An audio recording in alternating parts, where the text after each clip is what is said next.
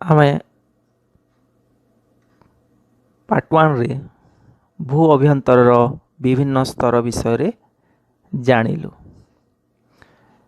ଏହି ଅଧ୍ୟାୟରେ ଆମେ ବିଭିନ୍ନ ଶିଲା ବିଷୟରେ ପଢ଼ିବା। ଭୂ ଅଭ୍ୟନ୍ତରରେ ଯେଉଁ ବିଭିନ୍ନ ସ୍ତର ଅଛି ସେଗୁଡ଼ିକ ମଧ୍ୟରୁ ଭୂତ୍ୱକ ଗୋଟିଏ ସ୍ତର। ସେହି ଭୂତ୍ୱକ ଶିଲାରେ ଗଠିତ। ତେବେ ଶିଲା କ'ଣ? ଖଣିଜ ପଦାର୍ଥ ମିଶ୍ରଣରେ ଶିଲାର ସୃଷ୍ଟି ହୋଇଥାଏ। ଶିଲା କିପରି ସୃଷ୍ଟି ହୁଏ ସେ ବିଷୟରେ ଆମେ ପରବର୍ତ୍ତୀ ସମୟରେ ପଢ଼ିବା। ଏହି ଶିଲା ଗୁଡ଼ିକର ଆକାର ରଙ୍ଗ ଭିନ୍ନ ଭିନ୍ନ। ସେମାନଙ୍କର ଗଠନ ପ୍ରକ୍ରିୟା ମଧ୍ୟ ଭିନ୍ନ ଭିନ୍ନ। ତେବେ ଶିଲା କ'ଣ, କିପରି ଗଠିତ ହୋଇଥାଏ, କେତେ ପ୍ରକାରର ଶିଲା ଅଛି ସେ ବିଷୟରେ ଆସ ଜାଣିବା। ଭୂତ୍ୱକ ଶିଳାକୁ ମୁଖ୍ୟତଃ 3 ଭାଗରେ ବିଭକ୍ତ କରାଯାଇଛି। 1. ଆଗ୍ନେୟ ଶିଳା, 2. ସ୍ତରୀଭୂତ ଶିଳା, 3. ରୂପାନ୍ତରିତ ଶିଳା।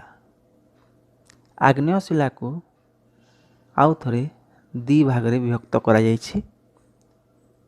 1. ନିସ୍ରବଜ ଆଗ୍ନେୟ ଶିଳା, ଅନ୍ତର୍ଭେଦୀ ଶିଳା।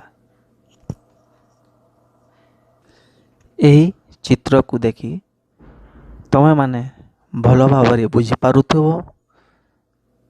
ଶିଲା ଗୁଡ଼ିକର ବିଭକ୍ତିକରଣ।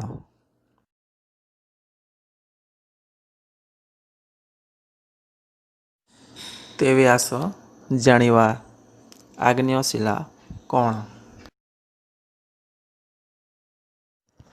ଭୂତ୍ୱକ ତଳେ ଶିଳା ତରଳ ବା ଅର୍ଦ୍ଧତରଳ ଅବସ୍ଥାରେ ଥାଏ। ତରଳ ଅବସ୍ଥାରେ ଯେତେବେଳେ ଶିଳା ଭୂତ୍ୱକ ତଳେ ଥାଏ ସେ ସମୟରେ ତାକୁ ମାଗ୍ମା କହନ୍ତି। କ'ଣ କହନ୍ତି? ମାଗ୍ମା। ବେଳେବେଳେ ଏହି ମାଗ୍ମା ଭୂପୃଷ୍ଠ ଆଡ଼କୁ ପ୍ରବାହିତ ହୋଇଥାଏ। ଭୂପୃଷ୍ଠରେ ଏହି ମାଗ୍ମାକୁ ଲାଭା କହନ୍ତି। କ'ଣ କହନ୍ତି? ଲାଭା। ଭୂତ୍ୱକ ବା ଭୂପୃଷ୍ଠ ଭିତରେ ତାକୁ ମାଗ୍ମା କହନ୍ତି ଓ ଭୂପୃଷ୍ଠରେ ତାକୁ ଲାଭା କହନ୍ତି। ଏହି ଲାଭା ସମୟ ଅନୁସାରେ ଧୀରେ ଧୀରେ ଶୀତଳ ଓ କଠିନ ହୋଇ ଆଗ୍ନେୟ ଶିଳାରେ ପରିଣତ ହୁଏ। ଏହି ଶିଳା ପ୍ରଥମେ ସୃଷ୍ଟି ହୋଇଥିବାରୁ ଆଗ୍ନେୟ ଶିଳାକୁ ପ୍ରାଥମିକ ଶିଳା ମଧ୍ୟ କୁହାଯାଏ। ପ୍ରଥମେ ସୃଷ୍ଟି ହୋଇଥିବାରୁ ତାକୁ ପ୍ରାଥମିକ ଶିଳା କୁହାଗଲା।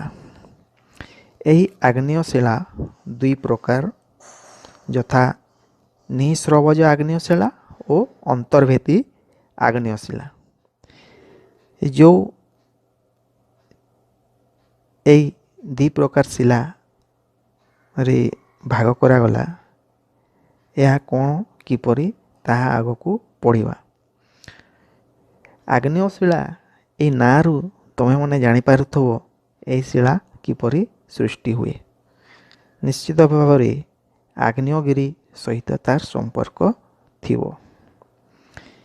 ଏହି ଆଗ୍ନେୟ ଶିଳା କିପରି ସୃଷ୍ଟି ହୁଏ ଆସ ଜାଣିବା। ଏଠି ଦେଖ, ଯେତେବେଳେ ଜ୍ୱାଲାମୁଖୀ ଫାଟେ ପ୍ରଥମେ ବିଭିନ୍ନ ପ୍ରକାର ଗ୍ୟାସୀୟ ପଦାର୍ଥ, ଜଳୀୟ ବାଷ୍ପ, ତା ସହ ବିଭିନ୍ନ କଠିନ ପଦାର୍ଥ ମଧ୍ୟ ପଦାକୁ ବାହାରିଥାଏ। ତାପରେ ଏଠି ଦେଖ ମାଗ୍ମା କିପରି ଜ୍ୱାଲାମୁଖୀରୁ ନିର୍ଗତ ହେଉଛି। ଏହି ଜ୍ୱାଲାମୁଖୀରୁ ଲାଭା ବାହାରି ତଳ ଆଡ଼କୁ ବହିକି ଆସୁଛି। ଏଠି ଦେଖ ଲାଭା କିପରି ଭାବରେ ବହିକି ଆସୁଛି। ଯେତେବେଳେ ଲାଭା ଧୀରେ ଧୀରେ ଥଣ୍ଡା ହୁଏ ସେତେବେଳେ କଳା ଦେଖାଯାଇକି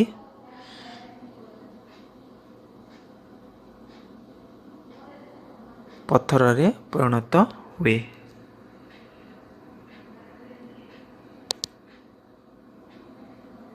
ଏଠି ଦେଖ ଏଇ ସମୟ ସମୟରେ କ'ଣ ହୁଏ, ଭୂଗର୍ଭରୁ ମାଗ୍ମା ବାହାରକୁ ନ ବାହାରି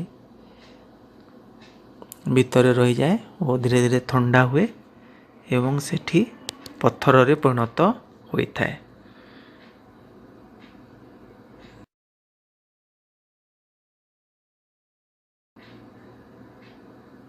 ଏଠି ଦେଖ ଭିତରେ ମାଗ୍ମା ରହି ଥଣ୍ଡା ହୋଇ ଧୀରେ ଧୀରେ ପଥରରେ ପରିଣତ ହେଲା।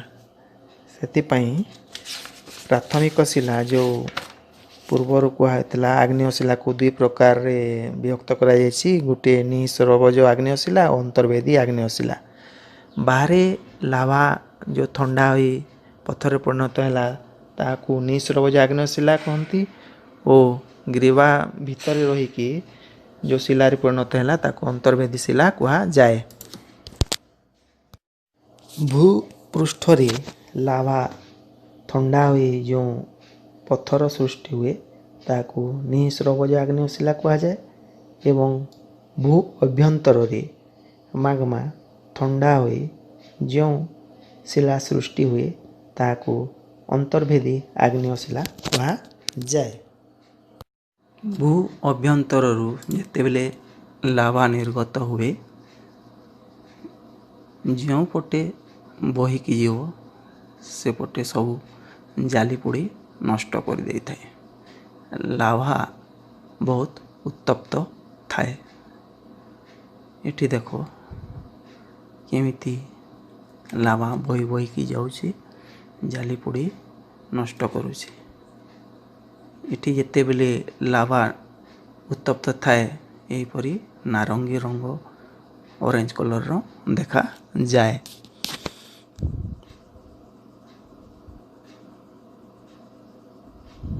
କିପରି ଲାଭା ନିର୍ଗତ ହୋଇକି ବହିକି ଯାଉଛି ଦେଖ। ଏଠି ଦେଖ କେମିତି ଜାଲି ପୋଡ଼ି ନଷ୍ଟ ହେଉଛି। ଲାଭା ଯେତେବେଳେ ଥଣ୍ଡା ହୁଏ ଧୀରେ ଧୀରେ ଭୂପୃଷ୍ଠରେ ଥଣ୍ଡା ହୁଏ ସେତେବେଳେ ତା ଉପର ଅଂଶ କଳା ହେଇକି ଧୀରେ ଧୀରେ ପଥରରେ ପରିଣତ ହୋଇଥାଏ।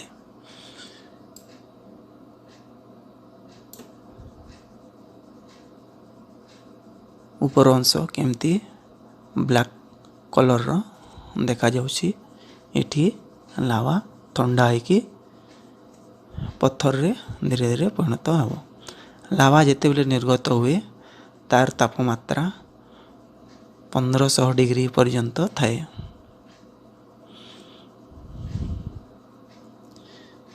ଏଠି ଦେଖ ଲାଭାର ତାପମାତ୍ରା 1500 ଡିଗ୍ରୀ ଥାଏ ଯେତେବେଳେ ନିର୍ଗତ ହୁଏ। ଭୂଗର୍ଭରୁ ଭୂ ଅଭ୍ୟନ୍ତରରୁ ଯେତେବେଳେ ଲାଭା ନିର୍ଗତ ହୁଏ ସେତେବେଳେ ତାର ତାପମାତ୍ରା 1500 ଡିଗ୍ରୀ ସେଣ୍ଟିଗ୍ରେଡ଼ ଥାଏ।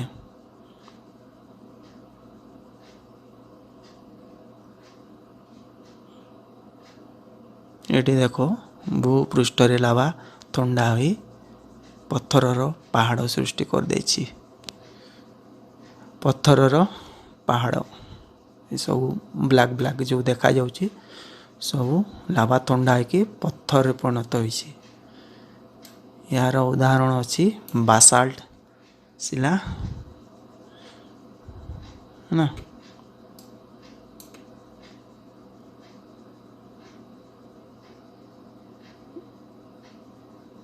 ମେକ୍ସିକୋର ଗୋଟେ ପେରିକ୍ୟୁଟିନ୍ ସହର ଅଛି। ସେଠି ଜଣେ ଚାଷ କରୁଥିଲା ତା ଜମିରେ।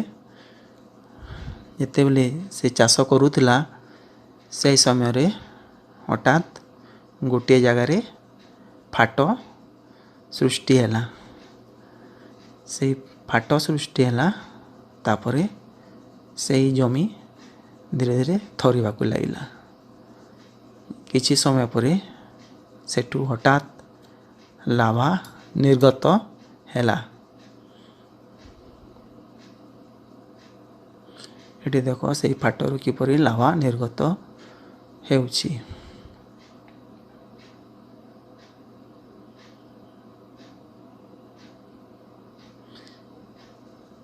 ଲାଭା ନିର୍ଗତ ହୋଇ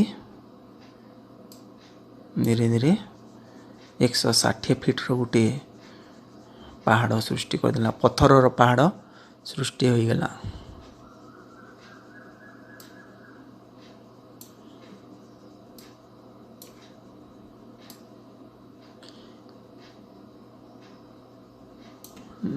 ଲାଭା ବହି ବହିକି କିପରି ରାସ୍ତାଘାଟ ଉପରକୁ ବି ମାଡ଼ି ଆସିଛି ଏବଂ ଏଠି ଥଣ୍ଡା ହୋଇ ପଥର ସୃଷ୍ଟି କରିଛି।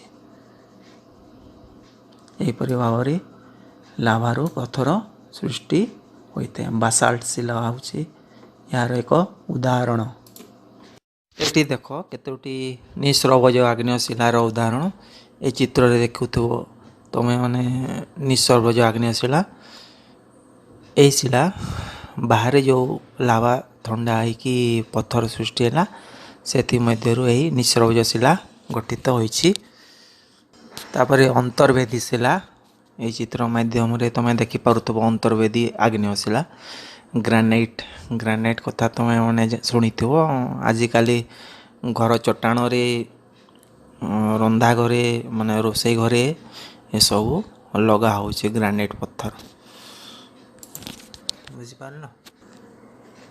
ଏଠି ଦେଖ ନିସ୍ରବଜ ଆଗ୍ନେୟ ଶିଳାରୁ କିପରି ଘରର କାନ୍ଥ ନିର୍ମାଣ କରିପାରିବ। କେତେକ ଅର୍ଣ୍ଣାମେଣ୍ଟସ୍ ଅଲଙ୍କାର ତିଆରି ହୋଇଥାଏ। ଗ୍ରାନାଇଟ୍ ପଥର ଯେଉଁ ଅଛି ଅନ୍ତର୍ବେଦୀ ଶିଳାରୁ ସେଭଳିଆ ବିଭିନ୍ନ ଘରର କାନ୍ଥ ଚଟାଣ ରୋଷେଇ ଘରେ ଲଗା ହେଉଛି। ତେବେ ପିଲାମାନେ ଆଗ୍ନେୟ ଶିଳା ବିଷୟରେ ତୁମେମାନେ ଭଲ ଭାବରେ ବୁଝିଥିବ। ପରବର୍ତ୍ତୀ ଅଧ୍ୟାୟରେ ଆମେ ପଢ଼ିବା ସ୍ତରୀଭୂତ ଶିଳା।